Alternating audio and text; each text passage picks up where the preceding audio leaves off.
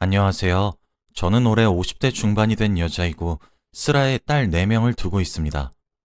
어릴 때 뭣도 모르고 결혼을 해버렸고 아이들은 벌써 다 커서 사회생활을 하고 있습니다. 저는 이혼을 한 채 이렇게 혼자서 아이들이 벌어다주는 용돈으로 살고 있어요. 오늘은 제가 이혼을 하게 된 이유에 대해서 말씀을 드리려고 이렇게 사연을 쓰는데 정말 다들 들으시면 결혼 생각이 싹 없어지실 수도 있습니다. 아무튼 이야기 시작할게요. 저는 20살이 되자마자 대학 진학을 포기하고 바로 사회생활로 뛰어들었습니다. 그러다 보니 또래에 비해 일찍 경제적으로 여유로워졌고 일도 잘하는 편이라 승진도 빨리 되었죠. 그래서 23살에 중소기업에서 회사원으로 안정적인 직업을 가지고 있었고 그때까지는 결혼이란 저에게는 아주 멀고도 먼 이야기와 같았죠. 그런데 그때 같은 회사 해외 마케팅 부서에서 일하던 남자와 눈이 맞았고 그렇게 저와 그 남자는 사내 연애를 시작하게 되었습니다. 그 남자는 저와 무려 8살이나 차이가 났고 직책도 워낙 높아서 처음에는 단순한 선후배 관계로 친하게 지냈지만 시간이 지날수록 저희의 사이는 깊어졌죠. 오빠는 해외 부서에서 일을 하다 보니 외국으로 출장을 가는 일이 자주 있었고 한 달에 길면 3주 정도는 한국에 없었어요.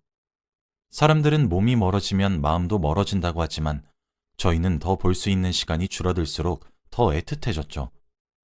그런데 이게 무슨 일인지 오빠와 연애를 하고 6개월도 채 되지 않아 제가 임신을 한 겁니다. 저는 당시 23살로 어린 나이였고 아직 부모님은 제가 연애를 하고 있는 사실조차 모르시는데 어떻게 이 일을 해결해야 할까 두려웠죠. 그런데 오빠는 31살이니 결혼에 대한 생각이 조금은 현실로 다가왔는지 저에게 결혼을 하자고 했고 왠지 모르게 오빠가 듬직하고 믿음직스러웠기 때문에 되돌릴 수 없는 선택을 해버렸어요. 저와 오빠는 저희 부모님과 친오빠 앞에 무릎을 꿇고 아이가 생겼다고 말씀드렸고 오빠는 종갓집에서 태어난 아들이라 저를 책임질 수 있다고 당당히 말하니 엄마는 종갓집 며느리 되면 할 일이 많아서 고생하니까 난 결혼 반대야 라고 했고 아빠와 친오빠는 아니야 어차피 결혼하면 시댁살이로 고생할 텐데 양반집으로 시집가면 보람있고 좋지. 난 결혼 찬성이야. 라고 했죠. 그때 저는 사실 종갓집이라는 게 어떤 집안인지는 알았지만 며느리가 어떤 고생을 하는지는 전혀 몰랐고 그냥 오빠와 함께 미래를 꾸며갈 것이 기대가 되었기에 엄마의 반대에도 불구하고 결혼을 강행했습니다. 친구들 중에서도 제가 제일 처음으로 결혼을 해서 친구들은 모두 놀랐는데 거기다가 제가 종갓집 며느리가 된다고 하니까 더 놀라면서 야, 너 버틸 수 있겠어? 종갓집 며느리가 그렇게 힘들다는데? 온갖 살림에. 아마 너 일도 그만둬야 될걸? 라고 하더라고요. 저는 제 일을 너무 사랑하고 좋아하는데 일을 그만두는 건 절대 상상할 수 없었고 시댁 부모님들을 잘 설득해서 일을 계속할 거라고 다짐했습니다. 물론 오빠도 저의 의견을 따라주었고요. 저는 결혼 전 처음으로 오빠의 본가로 내려갔는데 정말 드라마에서만 보던 그런 기와집에 한복을 입고 돌아다니시는 분들이 가득했습니다. 오빠는 그런 집에서 장남으로 태어났고 외동아들이었죠. 제가 들어가니 시부모님들도 한복을 입고 계시면서 예의를 굉장히 갖추셨고 차를 주시는데 한 번도 겪어보지 못했던 경험이었습니다. 그때는 마냥 새로운 곳에 오니까 신났었죠. 한국 민속촌에 체험을 하러 온 것 같았거든요. 그런데 결혼을 하면 우선 넌 이 집에 들어와서 살아야 하고 그리고 무엇보다 지금 하고 있는 일들 다 그만두고 우리 집 일손을 도와야 된다. 아니요, 저 일 계속 하고 싶습니다. 오빠 혼자 버는 것도 힘들 것 같고 저도 아직 제가 하고 싶은 일들이 많아서 결혼을 해서라도 일은 하고 싶어요. 지금 생각해보면 어디서 그런 당참이 나왔는지 아마 20대 초반이라 가능했던 것 같습니다. 아무튼 그렇게 당당하게 시부모님께 말씀드리니 그럼 결혼은 안 된다 라고 단호하게 말씀하셨고 결혼을 하려면 일을 그만두고 오라고 하셨어요. 남편과 저는 그런 극단적인 결론에 할 말을 잃었고 남편은 저에게 미수야 그냥 일 그만두는 거 어때? 내가 나중에 회사 사람들한테 너 다시 넣어달라고 부탁해볼게. 그러니까 고집 피우지 말자. 응? 라고 했고 저는 오빠와 많이 결혼하고 싶었기에 알겠다고 했습니다. 시부모님은 제 대답을 듣자마자 그래서 뱃속에 있는 아이는 아들이니? 라고 물어보셨고, 저는 아직 병원에서 알 수 없다고 했지만 저는 딸을 낳고 싶어요. 라고 했죠. 어디서? 우리 집 대를 이으려면 네가 아들을 낳아야지. 아들을 낳지 못하면 난 너를 절대로 며느리로 인정 못한다. 라며 갑자기 언성을 높이시며 말씀하셨어요. 시부모님들은 아들을 낳아야 진정한 이 집 며느리라고 굉장히 강조하셨습니다. 결국 어쩔 수 없이 저는 주눅이 든 채로 아들을 꼭 낳겠다고 말씀을 드리고 결혼 허락을 받을 수 있었죠.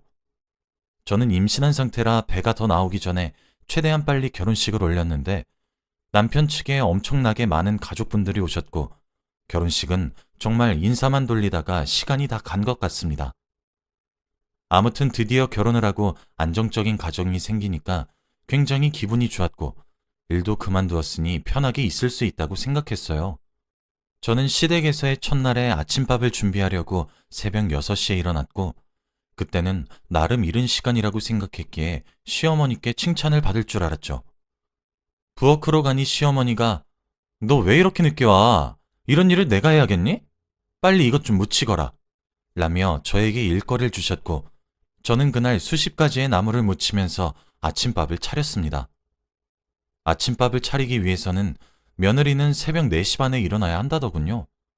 그에 비해 저는 굉장히 늦게 일어난 편이라고 하셨죠. 그래도 일찍 일어나는 일에는 점점 적응이 되었는데 남자들이 식사를 다 마치기 전까지는 여자들이 밥을 먹으면 안 됐고 저희는 남자들이 먹다 남은 반찬에 밥을 먹어야 했습니다. 저는 이런 가부장적인 곳에서 살 수 없다고 남편한테 말을 했는데 처음에는 내가 잘할게 라며 저를 다독여주더니 제가 계속 그러니까 그냥 우리 집이 그래. 종갓집 며느리면 이런 건 다 감수해야지 라며 제게 적응을 하라고 말했어요. 남편 말도 맞지만 그래도 임신을 하고 있는 제가 온갖 집안일을 다 하면서 하루를 보내니까 허리도 아파오고 온몸이 몸살 걸린 듯이 쑤셔왔습니다. 그래도 아들을 낳으면 조금 나아지겠지 라는 생각으로 아이를 낳았는데 딸이더군요. 저는 딸이라는 소식을 듣자마자 기분은 좋았지만 온갖 미움을 받게 될 아이가 너무 불쌍했죠. 역시나 집안의 어른들은 딸은 필요 없다. 얼른 둘째 가져. 에휴, 아들을 낳아야지. 라며 제가 지나갈 때마다 한마디씩 하셨죠. 저와 제 딸은 그렇게 온갖 미움을 다 받았어요. 그리고 종갓집이다 보니 집안 행사가 많은데 한 100여 명이 오시는 그 행사에서도 다들 저에게 아들을 못 낳았다며 혼냈습니다. 그렇게 저는 총 4명의 딸을 낳았어요. 저도 이제 나이가 40이 넘었고 더 이상 자식을 낳을 수 없는 몸이 되었는데 어른들은 왜 아들을 못 낳냐며 혼내기 일쑤였습니다. 그런데 제가 혼나고 미움받을 때마다 남편은 외국에 나가 있었고 사실상 애들한테 아빠는 없는 거나 마찬가지였어요. 애들이 어릴 때 오랜만에 외국에서 돌아온 아빠를 알아보지 못한 적도 많이 있고 크면 클수록 애들이 아빠한테 낯을 많이 가리더라고요.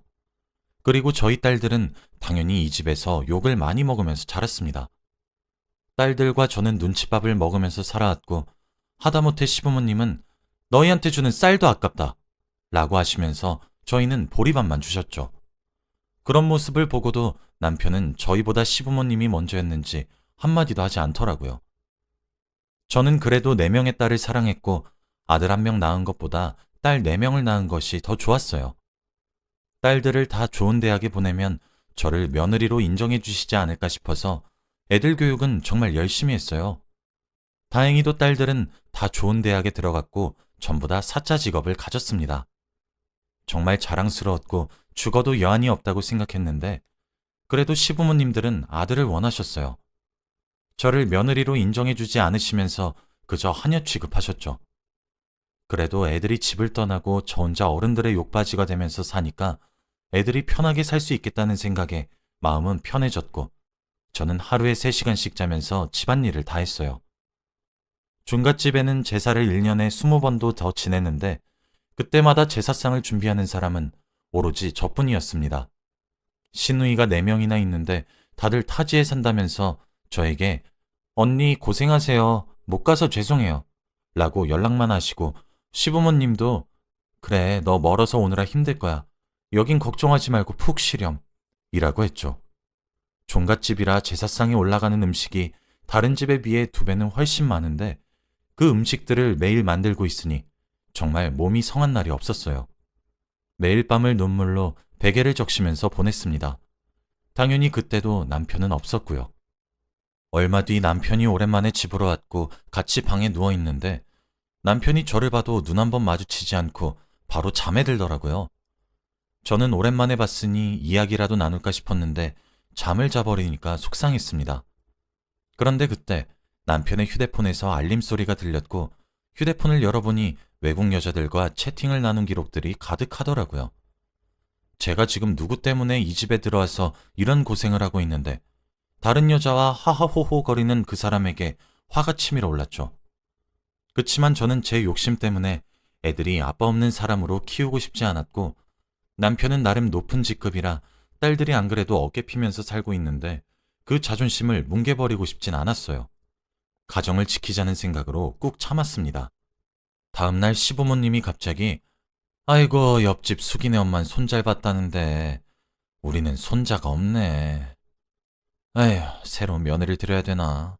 난 죽기 전에 손자 보고 싶은데 라면서 저에게 눈치를 주시더니 갑자기 저를 조용히 부르셨습니다. 시부모님은 저를 앉히시고는 충격적인 말을 하셨어요. 대리모를 구했다고 하시더군요. 저는 너무 놀랐고 어떻게 그런 생각을 할 수 있냐고 반박했어요. 고집 피우지 마라. 우리는 손자가 절실히 필요한데 너 같은 게 우리 집에 들어와서 손자를 보지 못했으니 너도 책임이 어느 정도 있잖니? 잔말 말고 받아들이던가 아니면 집에서 내쫓을 줄 알아라. 알고 보니 저 모르게 남편도 동의를 했더라고요. 시부모님은 그 여자가 아들을 낳으면 저에게 아낌없는 지원과 분가를 할 수 있게 해주겠다고 했고 매월 생활비도 주신다고 하셨을 뿐더러 무엇보다 저와 딸들을 진정한 가족으로 인정해 주시겠다고 하셨습니다. 저는 그렇게 시부모님 말에 속아 억지로 동의를 했죠. 대리모는 그냥 외국인 여자로 구했다고 했고 전 그 여자의 얼굴을 본 적도 없습니다. 그렇게 저는 대리모 출산이 어떻게 되고 있는지 전혀 모르는 상태였고 몇 개월 후 시어머니에게 연락이 와서 산부인과로 갔어요. 시부모님은 한 아이를 안고 계셨는데 딱 봐도 한국 아이가 아닌 것 같았고 피부는 까무잡잡하면서 눈, 코, 입이 동양적이지 않았죠. 저와 남편의 아이라면 한국적이어야 되는데 말이에요. 그곳에는 남편과 저, 시부모님이 있었고 저는 3명에게 대리모의 얼굴을 보고 싶다고 하니까 안 된다고 하시면서 저를 말리시더라고요. 저는 남편한테 말했어요. 여보, 이 아이 한국 아이가 아닌 것 같은데? 어떻게 된 거야? 뭐라는 거야, 예쁘기만 하구만. 저는 왠지 모르게 수상한 기운이 느껴졌어요. 그때 남편의 휴대폰에서 봤던 그 어플이 생각이 나서 시부모님과 남편 몰래 간호사들에게 이 아이의 엄마를 보고 싶다고 하니까 한 병실로 안내를 해주었습니다. 그런데 병실 밖에는 외국인 마리엘이라는 이름과 그 사람의 사진이 붙어 있었고 한 여자가 있었죠. 그 여자는 필리핀 여자였습니다. 결국 대리모가 아니라 정말로 자신의 아이를 낳은 것이 맞았다는 것을 알게 되었죠. 그런데 저를 보고는 씩 웃더라고요. 그 여자는 제 얼굴을 알 리가 없었기에 그냥 잘못 봤나 보다 하고 병실에 들어가지 않고 지나갔습니다. 이미 남편의 휴대폰 속에서 바람을 피우고 있다는 것은 다 알았는데 다른 여자와 아이까지 낳을 줄은 상상도 못했어요. 그런데 그날 저녁 제 연락처로 마리엘이라는 여자가 카톡이 왔는데 그 여자는 아까 제가 병실에서 봤던 필리핀 여자의 이름이었죠. 그 여자의 프로필은 남편과 다정하게 찍은 사진이었습니다. 그런데 마리엘은 한국말을 잘 못해서 저에게 아줌마 너무 바보라고 했고 저는 무슨 일이냐고 했어요. 그랬더니 마리엘은 내가 엄마, 대리모 아니야 라고 했어요. 저는 마리엘의 당당함에 넋이 나갔죠. 알고 보니 오래전부터 남편과 마리엘은 바람을 피우고 있는 사이였습니다. 제가 당황한 것을 느낀 마리엘은 근데 오빠 딸 싫어해. 너도 알지? 너랑 딸 남편 없이 불쌍해. 이혼해. 라며 저보고 남편과 이혼을 하라고 했습니다. 그때 남편 휴대폰에서 봤던 마리엘과 남편의 대화에서 마리엘은 어릴 때부터 폭력적인 가정에서 자라서 안정적인 가정을 꾸리고 싶다는 말을 했었습니다. 그 대화 내용이 기억이 나면서 마리엘이 제 자리를 노리고 있다는 것을 알게 되었죠.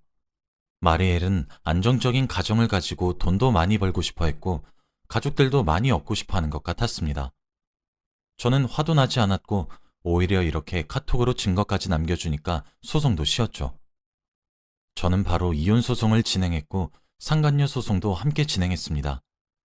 제가 위자료를 최대한 많이 청구했고 워낙 증거 자료가 많아서 소송은 쉽게 진행할 수 있었어요. 남편과 시부모님은 돈 걱정 없이 살아서 그런지 위자료에 대해서는 딱히 별 말씀을 안 하셨는데 경제적 형편이 너무 어려운 마리엘은 저에게 합의를 하자고 연락이 왔죠. 저는 절대 합의는 없다고 다 갚으라고 했는데 마리엘은 무일푼으로 이곳에 왔지만 이번 일로 인해 갚아야 할 돈이 상당했죠. 그런데 남편은 마리엘에게 돈을 주지 않았다고 합니다. 결국 평생 마리엘은 빚을 갚으면서 살아야 하는 것이죠. 저는 남편이 돈 많이 벌면서 당당하게 사는 것도 꼴보기 싫어서 남편이 일하고 있는 회사 커뮤니티에 남편이 저에게 저질렀던 모든 일에 대해서 글을 작성했어요. 해외 마케팅 부서 종갓집 아들에 대해 폭로합니다.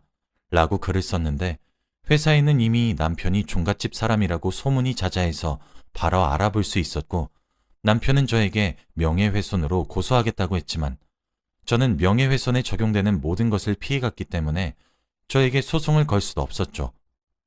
종갓집에서 탈출하고 싶었는데 마리엘도 한번 이 지옥 같은 곳에서 살아보게 하고 싶었습니다. 시부모님은 남편의 바람을 알고 있었으면서 대리모라고 거짓말을 친 거였고요. 정말 손자에게 환장한 어른들이었습니다. 철없을 적에 이런 집에 시집이 나와서 노예처럼 살게 된 과거가 너무 허망하고 앞으로는 절대 이 근처에 얼씬도 하지 않으려고 합니다. 지금의 저는 딸이 4명이나 있으니 딸들이 모아서 구해준 작은 방에서 살게 되었고 그들은 결혼을 했는지 어땠는지 모릅니다. 그들이 준 위자료는 평생 혼자 먹고 살아도 될 정도예요. 혹시 결혼을 준비하고 있는 분들이라면 생각 많이 해보시고 결정하세요. 제 이야기는 여기까지고 들어주셔서 감사합니다.